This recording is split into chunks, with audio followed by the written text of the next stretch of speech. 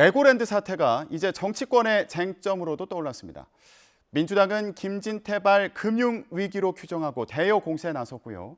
여당은 이재명 대표의 불법 대선 자금 의혹 등 사법 리스크를 강조하고 있는 상황입니다. 정치권 이슈, 이번엔 국민의힘 김기현 의원 연결해서 들어보는 시간 마련했습니다. 의원님 안녕하세요. 네, 반갑습니다. 김기현입니다. 예. 오늘 연결 감사드리고요. 저희가 앞서서 민주당 안민석 의원님과도 얘기를 나누는 시간을 가졌는데 안 의원님 같은 경우에는 민주당의 단일 대우가 중요한 시기다 이렇게 강조를 하면서 이제 의원들도 광장에 나가서 시민들을 만나야 된다 이런 의견을 밝혀주셨어요. 그리고 어제 같은 경우에는 민주당에서 1,200명이 모여서 규탄 대회를 열기도 하지 않았습니까? 최근에 이런 민주당의 움직임에 대해서는 어떻게 보고 계신가요?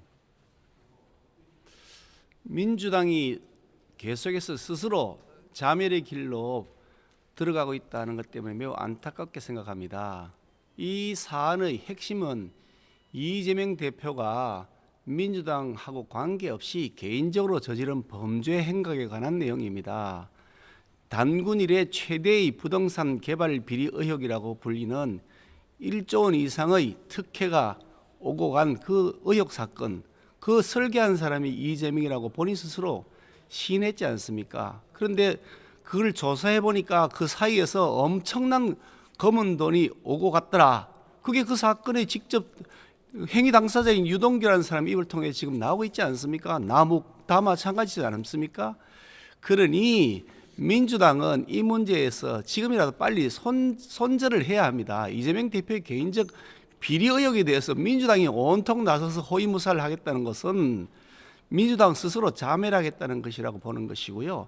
아니 어떤 지위의 고하나 권력의 유무에 상관없이 모든 국민은 법 앞에 평등한 것이고 비리를 저질렀으면 신분이 높은 사람일수록 비리를 저질렀으면 더 엄벌해야 되는 거 아니겠습니까? 민주당이 그 국회의 의석이 절대 다수라는 걸 무기로 해서 계속 이 다수 의석을 흉기로 사용하는 것 같은데 참 걱정스럽습니다. 네, 민주당이 지금 이재명 대표 의혹과 관련해서 손절을 해야 된다 이렇게 말씀해 주셨는데 그럼 얘기가 나온 김에 최근에 대선 자금 의혹 수사와 관련해서 먼저 좀 여쭤보겠습니다. 지금 정진상 민주당 대표실 정무조정실장도 수사 대상에 오른 상황인데 지금 검찰 수사 상황에 대해서는 어떻게 보고 계신가요? 제가 사실은 검찰의 수사 상황에 대해서 아는 것은 언론을 통해서 아는 것 외에는 전혀 없고요. 예. 또 알아볼 수 있는 길도 없습니다. 검찰 수사에 대해서 관여할 일도 아니지만 관여해서도 안 되는 것이고요. 관여할 방법도 없습니다. 그런데 이미 언론의 취재를 통해서 잘 나타나고 있지 않습니까? 정진상이라는 사람이 무엇을 했는지, 그 과정에서 김용이라는 사람은 어떤 일을 했는지, 또 지금 숨겨진 사람이 있습니다. 김현지라고요. 지금 네. 이재명 의원의 그 보좌관으로, 국회 보좌관으로 제가 알고 있는데 얼마 전에 네.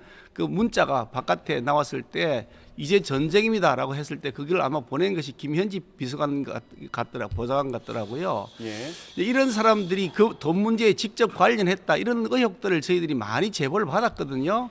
그러니 네. 이런 분들에 대한 조사는 신속하게 그리고 철저하게 이루어져야 된다.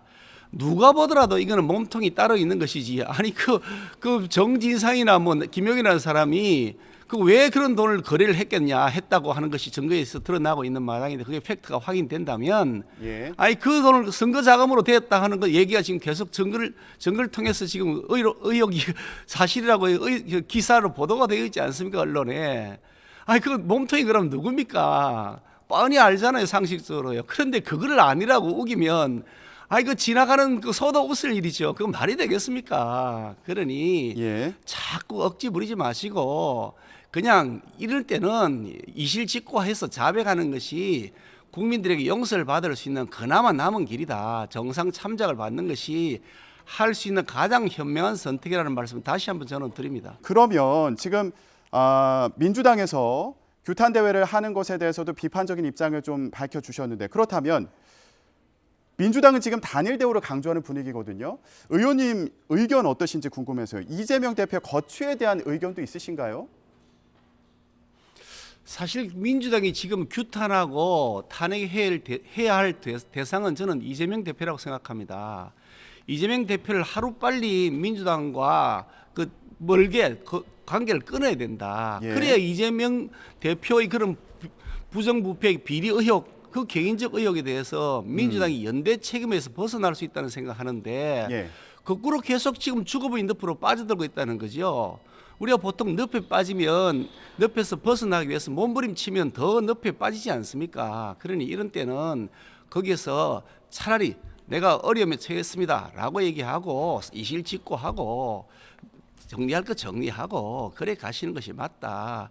제가 여러 차례 뭐 한두 번도 아닙니다. 아마 10여 회 제가 이렇게 말씀을 드렸을 텐데 민주당의 내부에서 제가 알기로는 민주당 내부에서도 정통 민주당의 정신을 이어왔던 분들, 뭐 DJ 정신 이런 분들 이어왔던 분들 입장에서는 이재명 대표의 그런 여러 가지 의혹에 대해서 굉장히 못마땅해 한다고 생각합니다. 어떻게 여기에서 자신들이 관계를 정리하고 싶은데 이러도 못하고 저러도 못한다 이런 말씀들을 제가 간접적으로 전해 들었습니다마는 이제 그렇게 뒤에 숨어서 하실 것이 아니라 이제는 정통 민주당의 뿌리를 지키기 위해서 이제는 손절하겠다. 라고 하는 것이 모여서 해야 될 민주당 의원들이 모여서 해야 될 그런 그 목표다. 아 이거 해야 될 숙제는 지금 그거라고 봅니다. 예. 자, 의원님, 민주당에서는 이제 규탄 대회 하면서요. 동시에 레고랜드 사태와 관련해서 화력을 좀 집중하는 것으로 보이는데요. 김진태발 금융 위기다 이렇게 규정을 한 상황입니다. 의원님은 어떤 의견이십니까? 저는 사실 그 사태에 대해서 자세히는 잘 모릅니다만은 그 이전에 최문순 시장 시절에 최문순 도지사 시절에 예. 아마 잘못했던 것 같습니다. 그러니까 이게 불투명한 사업에 무슨 SPC를 만들어 가지고 거기에 참여를 하고 거기다가 연대 보증을 하고 또 연대 보증을 하는 채무의 보증을 하는 과정에서 도의회의 승인을 받아야 되는데도 그것도 받지도 않고 했다. 여러 가지 불법적 요소들도 있고 또 과도한 그런 또 무리한 사업이었다는 그런 평가를 무시하고 진행했던 것이 최문순 전 지사의 책임이라고 보는데 예. 그것을 이제 김진태 지사가 나중에 발견하고서 이걸 더 이상 진행해서는 안 된다. 왜 도민들이 이 책임을 져야 되느냐라고 판단한 것 같아 보입니다. 그런데 어떻든 그 과정에서 조금 더 세심하게 그 판단이 미칠 경제적 상황에 대한 변화 이런 것들을 좀 더 세심하게 살폈어야 되는 것 아닌가 하는 아쉬움이 있습니다만은 예. 근본적인 문제는 이런 터무니없는 사업을 진행했던 불법적 절차를 거쳤던 최문순 지사에게 더 큰 책임이 있다. 저는 그렇게 생각합니다. 근데 민주당에서는요. 이게 오히려 최문순 전 지사의 성공한 사업을 지우려다가 더 큰 문제가 생긴 거다. 이런 의견도 있어서요. 이 부분은 어떻게 답할 수 있을까요? 누가 봐도 말이 안 되는 거 아니겠습니까? 아니 성공한 사업이 잘 진행되고 있는데 거기다가 딴지를 거는 바보가 어디 있습니까? 김진태 도지사가 아니 잘 진행되고 있는 거 딴지 걸었다가 도민들에게서 어떤 평가를 받을지 누가 뻔히 아는 것 아닙니까? 그동안 많은 논란들이 있었고 지지부진했고 논란들이 생겨서 결국 사업이 진척이 안 되니 보증 금액도 늘어나고 뭐 이랬던 상황 아닙니까? 그건 말 되는 얘기를 해야죠. 아니 그 진상조사를 본다니까 한번 해보시죠. 누가 잘못했는지. 다만 어떻든 아무리 전임자가 잘못했다 하더라도 예. 현재 그 직책을 맡아 있는 사람 입장에서는 그걸 어떻게 잘 마무리해서 이 문제의 그 부작용을 줄일 것인지 그런 점들에 대한 좀 더 세심한 배려가 있어야 할 필요가 있다. 뭐 그런 생각을 하고 있습니다. 예. 자, 이번에 정치권의 또 다른 논란을 좀 짚어보도록 하겠습니다. 김의겸 의원이 제기한 의혹인데요. 한동훈 장관의 심야 술자리 의혹을 제기하면서 지금 논쟁이 이어지고 있습니다. 한 장관 같은 경우에는 강력하게 부정하고 있는 상황인데 지금 이 상황은 의원님 좀 어떻게 보고 계신가요? 저는 그 김의겸 의원이 공천을 받기 위해서 몸부림치는 과정 중에 하나다. 그렇게 생각합니다. 김의겸 의원 그러면 제일 먼저 생각나는 것이 흑석 거사 아닙니까? 흑석동에 뭐 부동산 투기했다.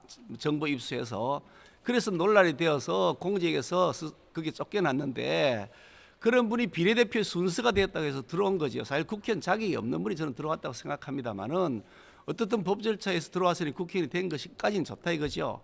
근데 비례대표니까 다음에 지역구 공천 받기 위해서 여러 가지 좀 공을 세워야 되겠다. 내가 지은 과거의 그런 과오도 있으니 이것을 씻기 위해서 무슨 실적을 올려야 되겠다는 그런 마음이 앞섰던 것이 아니냐. 뭐 저희 추측입니다만은 그런 예. 생각이 들고요. 그러다 보니까 오버페이스를 해도 한참 많이 했다. 제가 어저께인가 그저께 페이스북에 썼습니다만은 김의겸 의원이 지금 할 수 있는 최선의 방법은 싹싹 비는 것이다. 한 번만 용서해달라고 비는 것이다. 저는 그렇게 생각합니다. 예. 그러니까 만약에 이 의혹이 사실이라면 법무장관이 로펌 관계자들과 실제로 만났다면 이것도 문제고 여기에 윤석열 대통령이 만약에 늦은 시간까지 함께했다면 이것도 문제다. 이런 취지의 지적인데 이게 근거가 부족하다. 예, 이 부분을 좀 지적하시는 거죠. 어떻습니까? 근거가 부족하다는 것이 아니라 근거를 제시하는 것이 거의 하나도 없더만요. 뭐 전혀 관계없는 제3자의 이야기 같아 보이기도 하고 그 사람이 어느 정도 신빙성이 있는 같아 보이는지도 잘 모르겠는데 예. 제가 듣기로는 김의겸 의원이 이것을 사실은 뒤에서 뭔가를 뭐 공작을 한 것이 아니냐 이런 이 소문도 들립니다. 그래서 야 참 어떻게 이런 일을 할 수 있을까 국회의원이라는 사람이 그런 생각을 하고 있습니다. 예. 근데 의원님 SNS 글을 보니까 면책 특권이 해당되지 않을 것이다. 김의겸 의원의 주장이요. 요거 좀 설명 좀 해주시죠. 국회의원의 면책 특권은 국회에서의 뭐 상임위원회나 뭐 본회의나 이렇게 국회 공식 회의석상에서 직무상 한 발언이나 행동에 관한 것입니다. 그런데 그 면책 특권이라는 것은 국회에서의 공식 회의석상에서 직무상 해야 되는 것이고, 예. 그러니까 국회 국정감사장에서 김의겸 의원이 한 발언은 면책 특권의 대상인지 아닌지 논란의 소지가 조금 남아 있습니다. 그런데 물론 그것도 전혀 터무니없는 허위 사실일 때는 면책 특권의 대상이 아니라고 하는 판례가 있습니다만은 예. 전혀 근거 없는 것인지에 대해서는 굉장히 좀 더 이렇게 그 폭넓게 생각을 하게 되겠죠. 직무상 한 것이니까. 그런데 그것과는 별개로 이 유튜브 TV를 통해서 나간 거 있지 않습니까? 이거는 직무상 국회의원의 직무상 업무하고 아무 관계가 없는 겁니다. 그런데 그 유튜브 TV하고 서로 그것을 협업을 했다. 본인 스스로 시인을 했지 않습니까? 그렇다면 유튜브 TV가 저지른 그 범죄 행위, 허위사실이한 명예훼손이나 정보통신방법 위반 이것이 성립된다 그러면 김의겸 의원은 그에 대한 공범이다. 같은 공범이 되는 거죠. 국회에서 한 면책 특권의 발언과는 전혀 별개의 또 다른 행위에 대한 것에 대한 처벌이기 때문에 예. 면책 특권하고 아무 상관없이 명확하게 그 처벌 대상이 되는 겁니다. 예, 알겠습니다.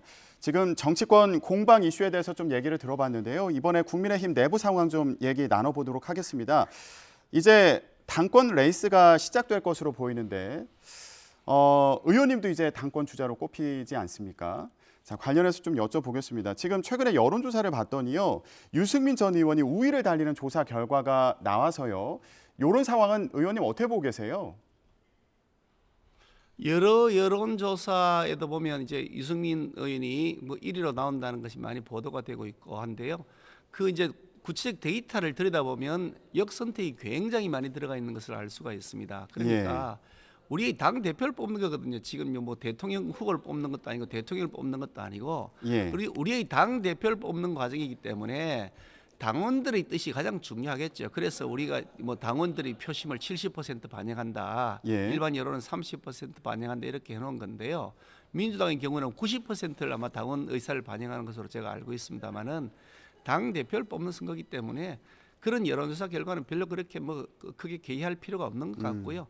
어떻게 해서 우리 당을 내부적으로 잘 통합할 것이냐, 그리고 소통을 잘해서 단일 대우를 형성해서 윤석열 정부의 성공을 이끌어 나갈 수 있도록 우리 국민의 힘을 잘 정비할 것이냐, 그 인물이 누구냐라는 기준에서 본다면 당연히 제가 그 역할에서는 누구보다도 앞장서 있다는 생각을 가지고 있고요. 예. 그런 제가 가지고 있는 그런 생각들 아마 많은 우리 당의 그 당원들이 공감할 것이라고 저는 확신합니다. 아, 알겠습니다. 의원님, 지금 당 대표 이제 출마를 하실 것으로 알고 있는데 공식적인 출마 선언은 언제쯤으로 계획하고 계신 상황인가요? 지금 아직 사실은 이제 그 정기국회 기간이기도 하지만 우리 당의 전당대회를 언제 할지 아직 확정이 되지도 않았습니다. 언제 할지 뭐 시기도 아직 확정되어 있지 않은 시점에 예. 전당대회 출마한다고 막 선언하고 하는 것은 공인으로서 별로 그렇게 바람직하지 않은 자세라고 저는 생각합니다. 무슨 뭐 당장 급하다는 분들은 마음이 급하면 막 그냥 먼저 기자회견을 해서 나 출마한다고 알리고 싶은 마음이 있겠지만 그건 별로 그렇게 책임 있는 자세가 아니라고 보고요. 어느 정도 성숙되어서 전당대회가 구체화될 때쯤 말씀드리는 것이 그게 공인으로서의 자세라 저는 그렇게 생각하고 있습니다. 알겠습니다, 의원님. 지금 전당대회가 3월 또는 4월에 치러질 수 있다 이런 전망도 있는가 봐요. 어떻게 보고 계십니까? 저도 사실 뭐 잘 모르겠습니다. 뭐 선수가 뭐 심판이 아니다 보니까 언제 하라 마라 하는 게 좀 적절하지 않아서 지켜보고는 있습니다만은 어떤 원론적으로 본다면 전당대회를 빨리 하는 것이 옳다. 우리 집권당의 그 뭐 당 지도 체제가 특히 정권의 출범 초기인데 정권 출범 초기에 비정상적인 그 임시 체제 이렇게 계속 유지해 나가는 것이 맞느냐 그런 원론적 말씀을 계속 드리고 있는 겁니다. 알겠습니다. 앞으로 국민의힘의 전당대회 또 언제 치러질지 이 부분도 관심 갖고 잘 지켜보도록 하겠습니다. 전국 상황 국민의힘 김기현 의원과 함께 나눴습니다. 의원님 오늘 말씀 고맙습니다. 감사합니다.